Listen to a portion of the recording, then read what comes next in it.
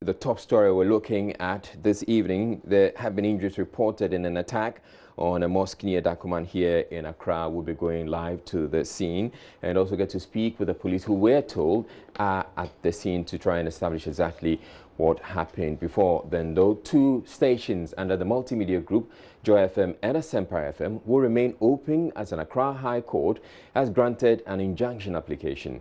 This restrains the National Communications Authority, NCA, from shutting down the stations over their failure to limit transmission radius. The NCA in 2016 wrote to commercial operators asking that transmission be limited to a 45-kilometer radius instead of the 100-kilometer radius the two stations were transmitting. Lawyers for the multimedia group disagreed with this directive, dragging the NCA to the High Court following threats of closure. There is more in the following report by Joseph Akable. Authorizations for commercial broadcast stations were initially issued without limits. The NCA in 2007 issued a directive for a 100-kilometer limit. This deals with how far a radio station signal could be picked. This means a higher limit enables a radio station to reach out to a larger audience.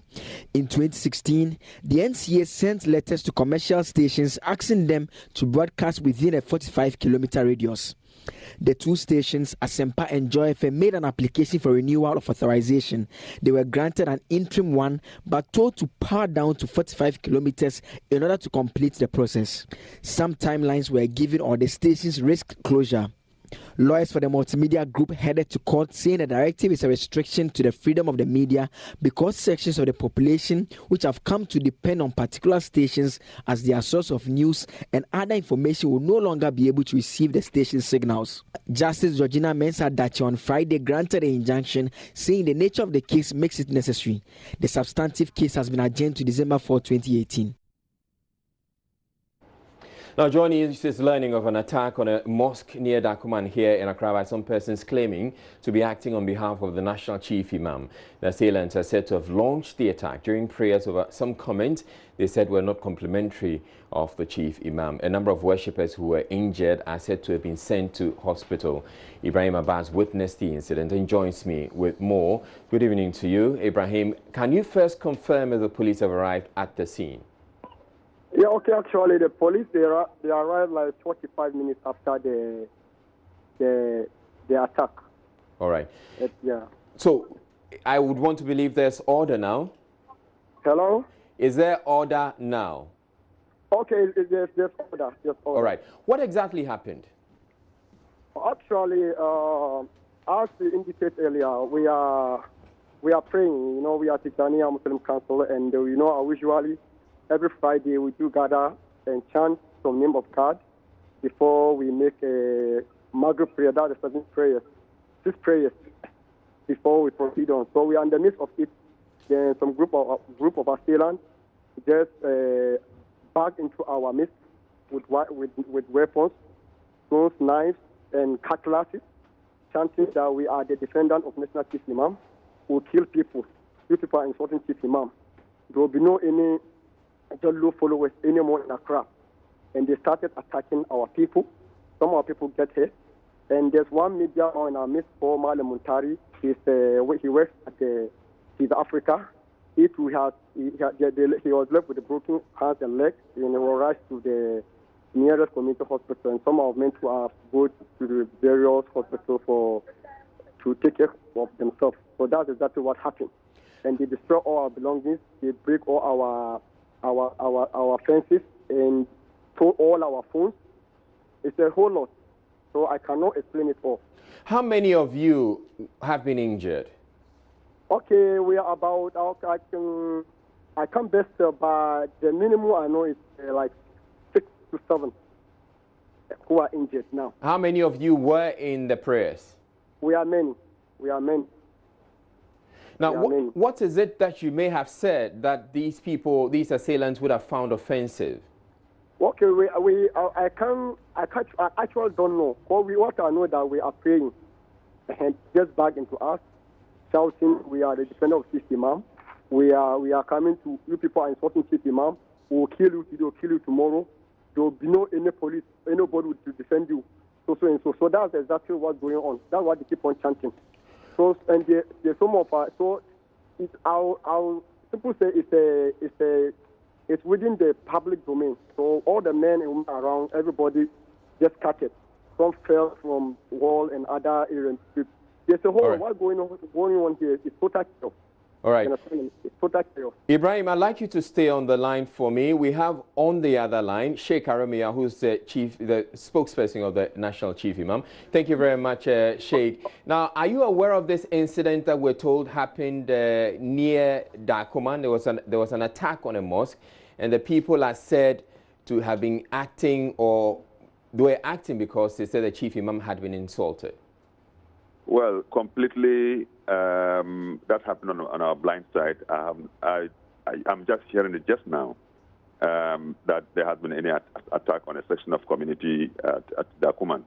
Who are the perpetrators, those who did the attack, and who are the victims? I'm unable to talk about it. The Chief Imam, I'm sure he's also not aware that something like this has happened. And so our duty will now be to monitor and find out exactly how the incident started, where it began, and at what place, and on whom. These are questions. And what is the immediate cause? Is there that there was any development? All these things are things that that has not come to our notice. All right, so Sheikh Aremia, you're clearly saying that these people were not acting on behalf of the Chief Imam. No. In fact, like we know the Chief Imam's personal disposition, he is the very forgiving type, very calm type, who has a peaceful disposition. Issues like this, when they happen, they cause disturbance in his heart because he does not want to be at the center of conflict. There should be a better way of handling issues. And I think on this particular matter, it's a matter for the police, for the security agencies to go on the ground and be able, once it has to do with the disturbance of peace, it goes beyond the remit of the National Chief Imam, and those in charge of law and order must do their work. All right, but this sect, are you aware of them? Sect. So there's supposed to be a sect that has been praying. For sect, I will not hide from you.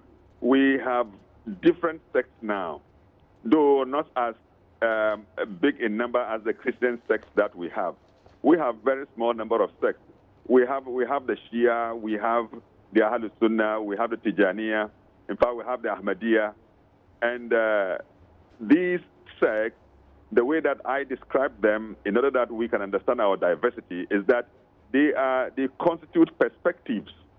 If we accept them, and in Ghana here, I'm sure we have accepted that kind of diversity. And that's why the Ghanaian model is something that we all cherish and we are happy about. All right. In most countries, it is not possible to have Muslim sects coming to the same table and be talking together. Chief Imam has been successful in bringing together all the sects. And they have been holding meetings, Tijaniya, Shia, Ahlul Sunnah, and Ahmadiyya. We have been having meetings, we have been sitting together. During Ramadan, we go for Ramadan conference, and all these sects have inputs to make. So we are so firm in the way that we want to promote peace in this country. So anyone who disturbs the peace, and I think that the law enforcement agencies should be able to get on the ground and do their work as specified by their mandate. All right. All right, thank you very much, Sheikh Aremia. He is the spokesperson for the National Chief Imam, and he's saying that the Chief Imam has no knowledge of this attack on the mosque near Dakuman. And thank you to Ibrahim Abbas, who joined us earlier with an update of what exactly happened. As you heard, the spokesperson for the Chief Imam say they are not aware of this attack and it hasn't been sanctioned by the National Chief Imam. So the very latest we're hearing in this incident is that there was an attack on a mosque near Dakuman. They were praying, and the assailants attacked the mosque because they said they were insulting the Chief Imam.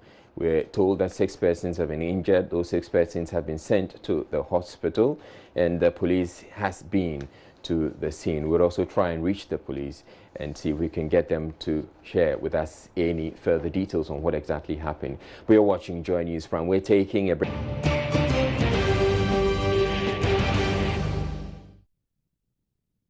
Hundreds of customers of gold dealership Men's Gold thronged the company's branches on Friday in response to its promise to resume payment. Though the company had indicated at a news conference on Thursday that the dividend payouts will be staggered and that customers should not show up until they have been notified, hordes of them showed up at both the Kotjolu and East Legon offices. Many of them demanded the initial amounts they had invested. Nancy Emefajiradozi was at the East Legon office in our reports. Many of the customers were at the office as early as 6 a.m. to claim their cash, only to be told that the company was going to pay a specified number of customers only. Though they were disappointed, they were prepared to wait. I've been getting this. I've been in this for close to 2 years now, and I know I'm going to get my money on the 15th and then on the 28th or so as well. I have two policies. There were others who were unhappy with the way government had handled the matter, explaining they had benefited immensely from the scheme. It's good because my sister must go on my work is not good. Because me so how much in 500 Ghana. Because me talk 50 Ghana a day. So why should I go stand up how much I 50 Ghana for what? They make out to myself. They said government would have to refund their monies if the company collapses. If it happened, the government must pay us. Why should he pay you when he warned you? You see, you own us. Men's Gold has been operating for over 5 years. Number one, you give them the license, and they were operating. So you can't say that you have won us. If you know the team is not working, did anybody come to TV and tell us that this is? It's not recently that they started saying the team. We have invested for years. Staff of the company eventually emerged at about 1:30 p.m. to distribute some forms to those whose dividends were due. It, however, degenerated into a scuffle.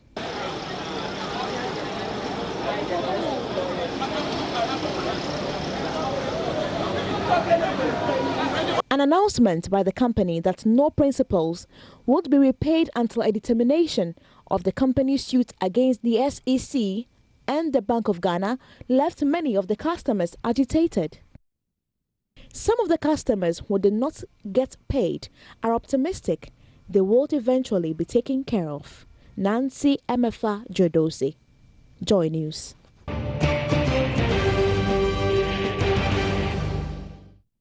Former President of the Ghana Football Association, GFA, Kwesi Nyantakyi, has, for the second time in 3 months, sued undercover investigative journalist Anas Anas.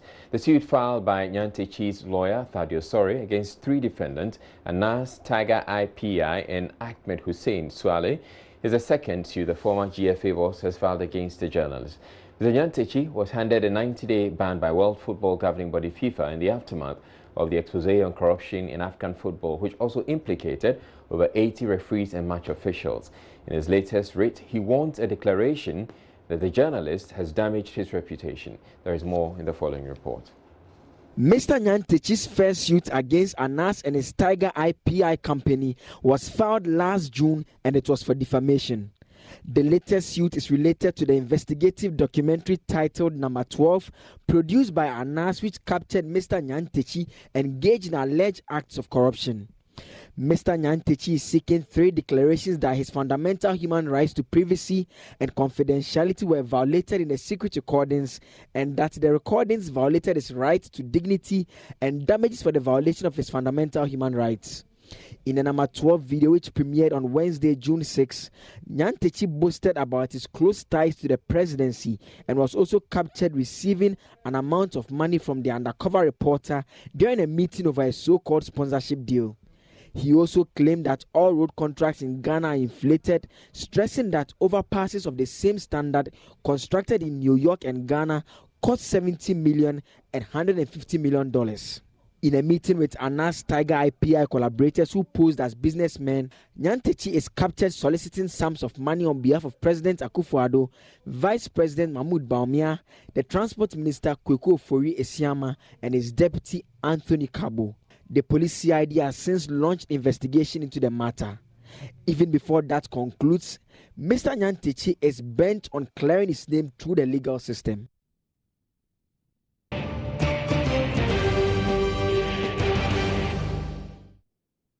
Some residents of Mile 7 are calling on authorities to halt the construction of a fuel station in the community.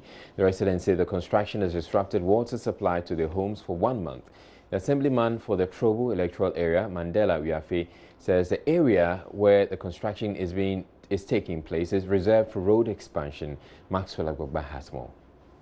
Some of the residents we've been interacting with here say they've not had water for close to 1 month, and say the situation gets terrible by the day. They have to spend some of their scarce resources on getting water from some water tankers. I've been interacting with the former task force coordinator here at the Gan West Municipal Assembly, Nicholas Rocky. He says all attempts to get the owner of this structure to stop the construction of the filling station here has proven futile. We got to know that they are going to build filling station, and they got permit. But the area, if you see from your back, from T Junction is right down to the old Peace FM. The road is there. I have the plan, the layout. You can see it. You see the main pipeline passes through the land. Now they intend to move the main line to the other side of the road. It was last Saturday after the Key-Fit walk here, the members of the Waterways came to lock the pipe here because their intention is to move the main from here. If you can see, there's water flowing, leaking, but they closed the pipe from here. I've been speaking to the assemblyman for the Trobo electoral area, Mandela Wiafe. He says the situation has become very unbearable for residents. He says there are actually plans to relocate some major pipelines that run through this place. He says that would compound the woes of the residents. As you can see, there's actually water dripping from some of the pipelines here.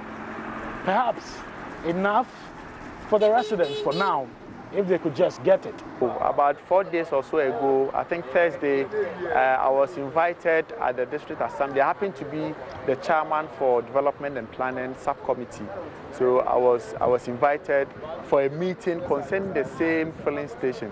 What the district is now saying is that we are not going to allow for the construction of a filling station on the government reserve.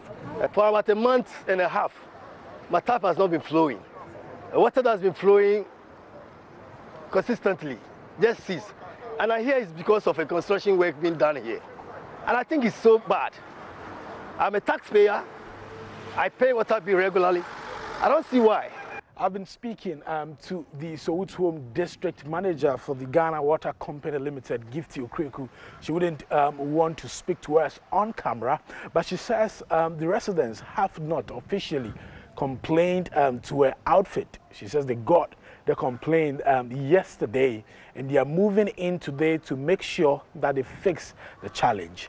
She says by Monday, residents living around Mile 7 and its environs should get water. Reporting for Joy News, Maxwell Agbagba.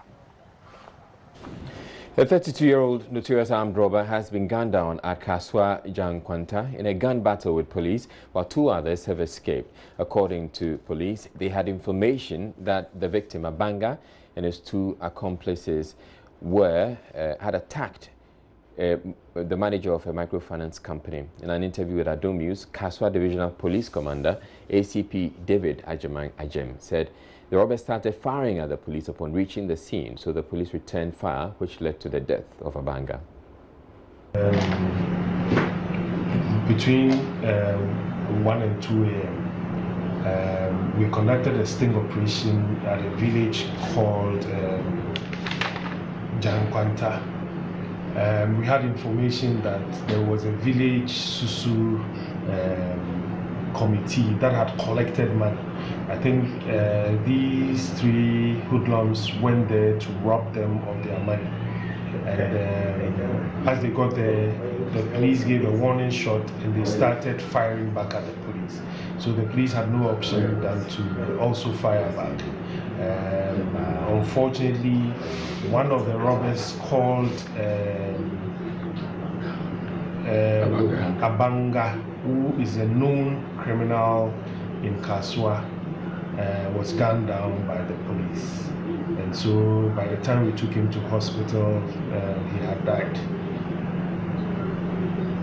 Yes, the accomplices, two accomplices, we suspect that they might also have some gunshot wounds. So we are imploring and pleading to all hospitals and people in this vicinity that if they see anybody with gunshot wounds, or if anybody comes to any health facility with gunshot wounds, they should immediately inform police. Thank you. The young men who undertook this sting operation were led by one Eden Dake, and he's an officer in the division, and I think they should be commended for the good work they have done. And we pray that going forward, people in Kaswa would always volunteer information so that we can embark on such operations. If we do those, we would rid our vicinity of the hoodlums who are terrorizing us. Thank you. Second Deputy Speaker of Parliament, Alban Bagbing, and NDC presidential hopeful Alban Bagbing is calling for the cancellation of the payment of end-of-service benefit or ex gratia to Article 71 of office holders. Article 71 office holders include the President and his Vice, members of Parliament, and other members of the other public officials. Mr. Bagbing, who has been an MP for 7 terms and received the ex gratia 6 times already, wants it scrapped. He's been speaking on Ekusi Seng, a political talk show on our sister station at Sempara FM.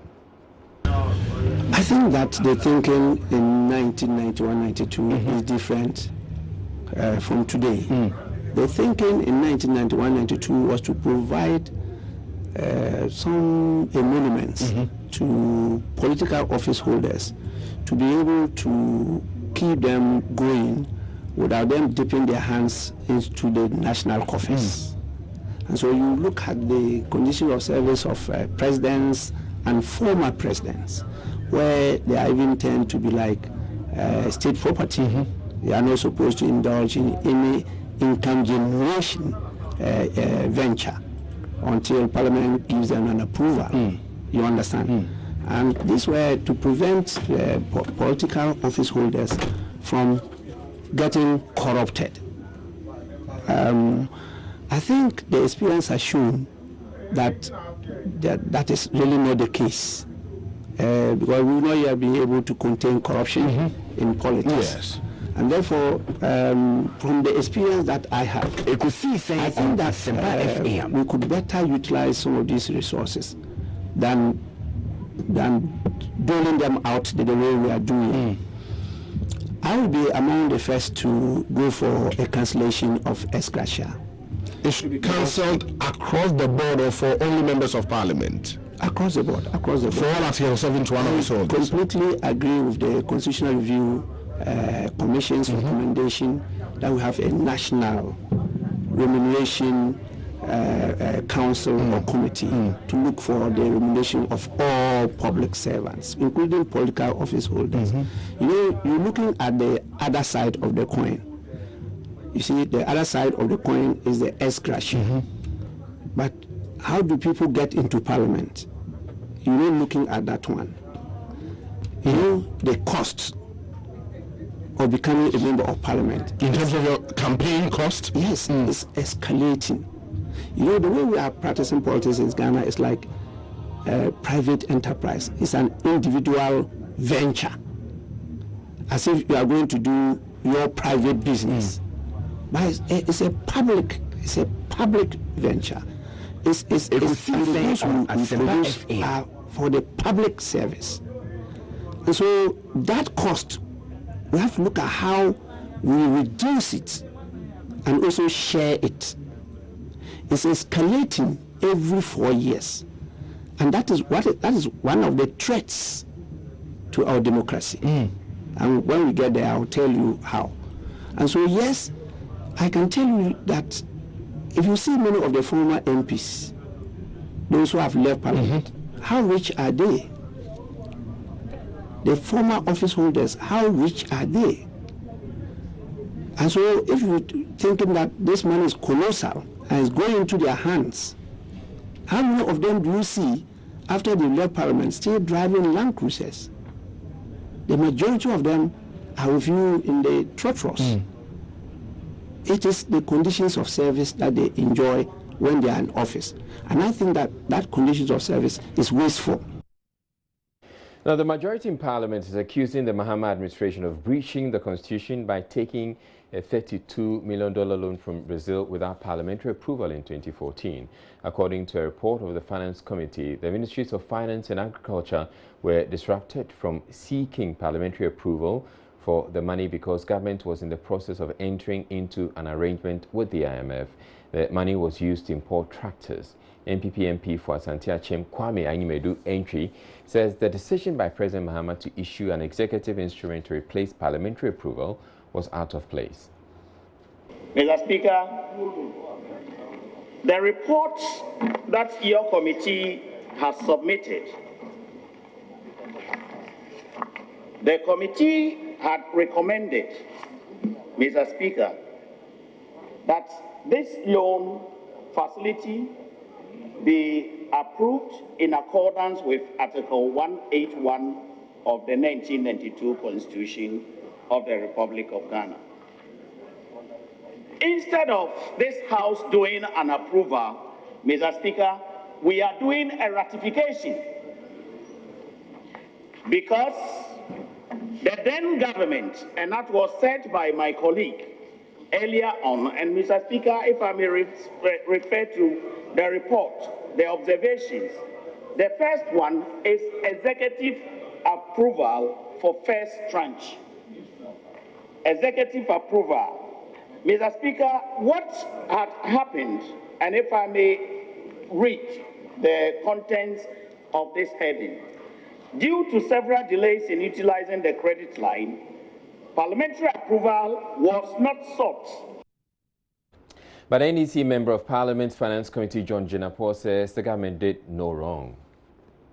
I believe that if you believe that it is wrong, if you believe that this whole agreement is illegal, take it out of the House. Don't bring it to us. You believe that something can be done about it. That is why you brought it here. And we are supporting you to approve it. If you think that you don't need it because you believe it's illegal, please withdraw it. We will support you.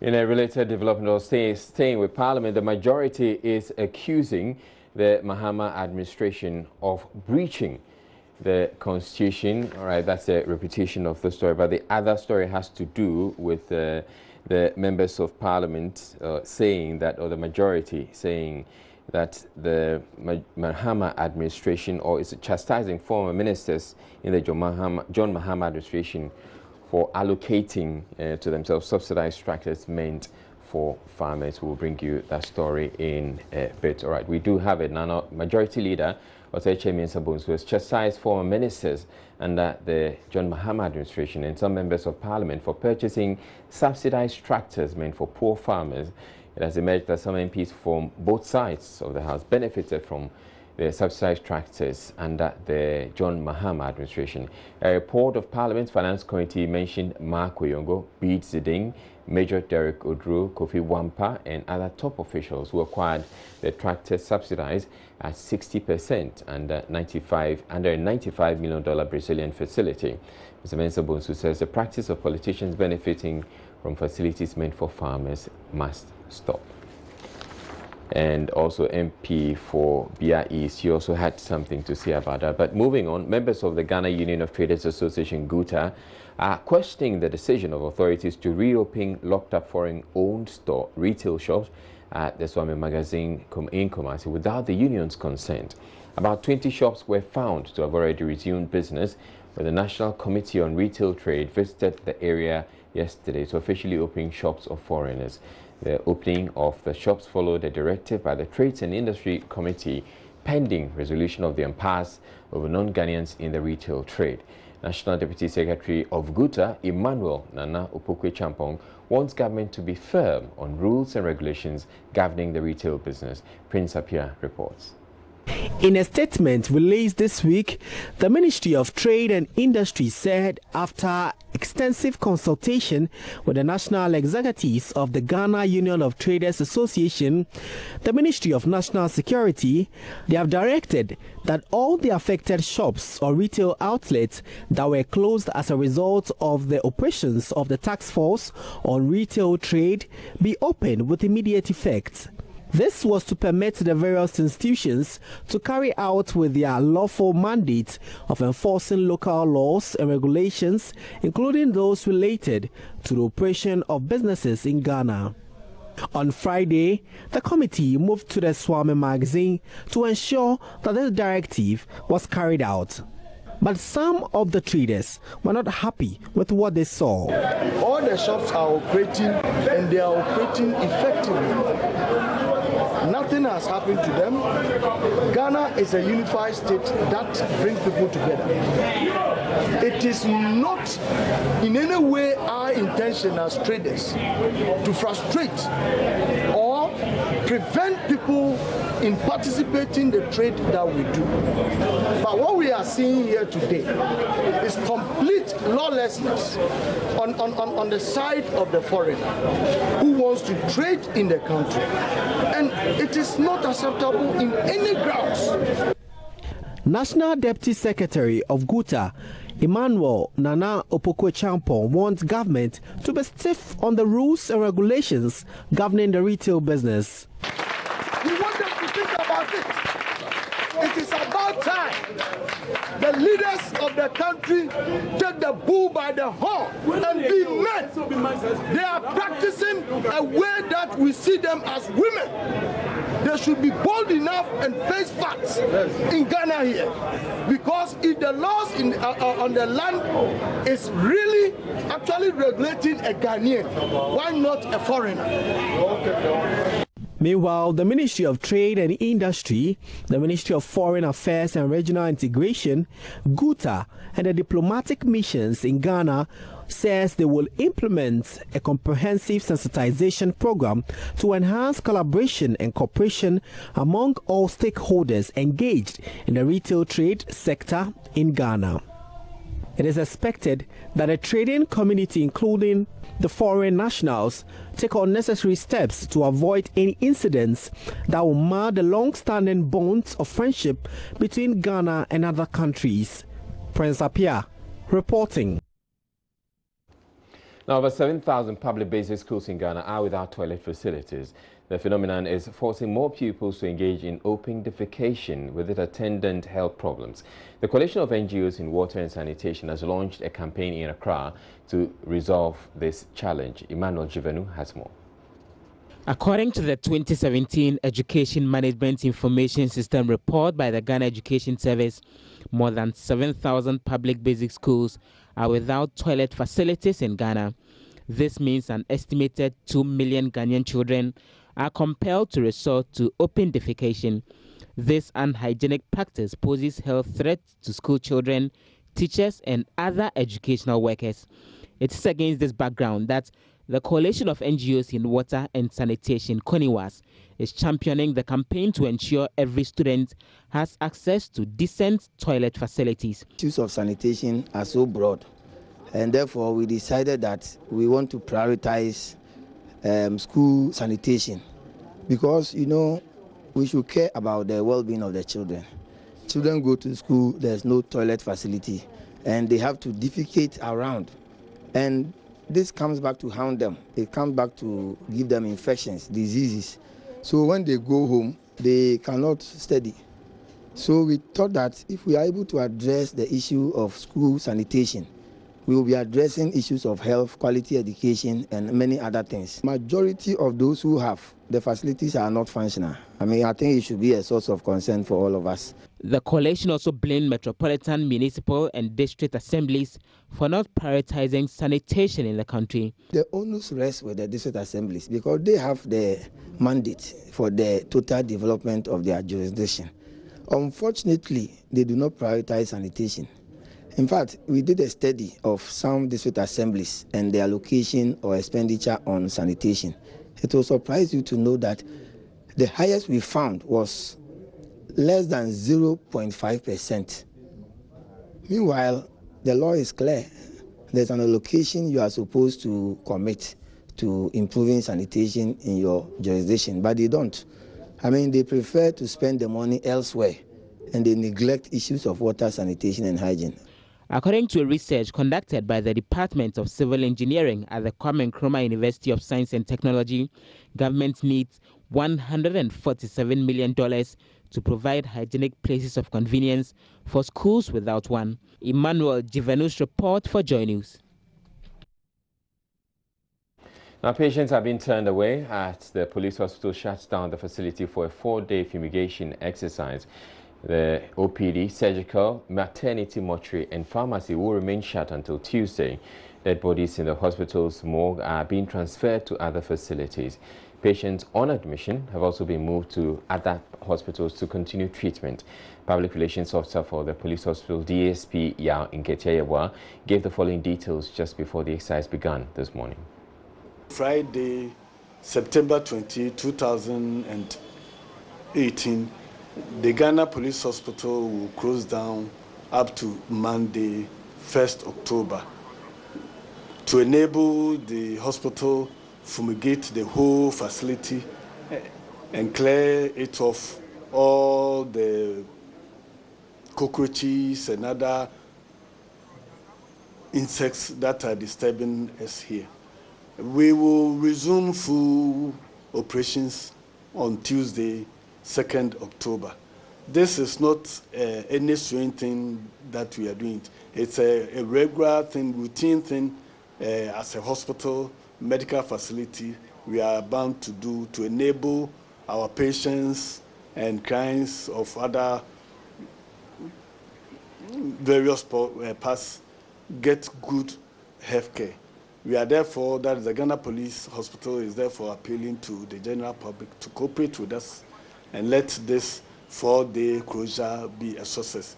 We've made provisions for our clients who attend to us here that you go to 37 Military Hospital, Ridge Hospital, Senate Trust, Lagma District Hospital, and all the nearby hospitals for your emergency treatment. Otherwise, you come on Tuesday, 2nd October.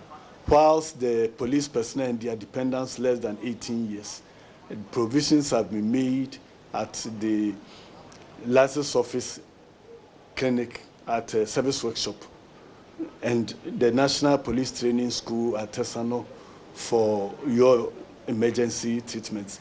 2 ambulances have been released for emergency services at these 2 clinics. Doctors and nurses and other paramedics have also been provided for all this. We are therefore appealing to all and members of the Ghana Police Service to note this and let it be a success. We have, however, already informed them through official channels. We have also been able to clear the mortuary of the 150 unknown dead bodies. We are praying that such huge numbers of unknown dead bodies will not come again. Members of the country are therefore entreated to always use your ID cards when you go out.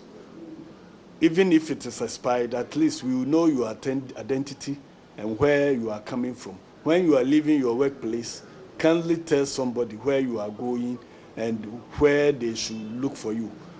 Because police, we are mandated to investigate unnatural deaths. Most of all in fact, all unnatural deaths in the country, the bodies are supposed to be here.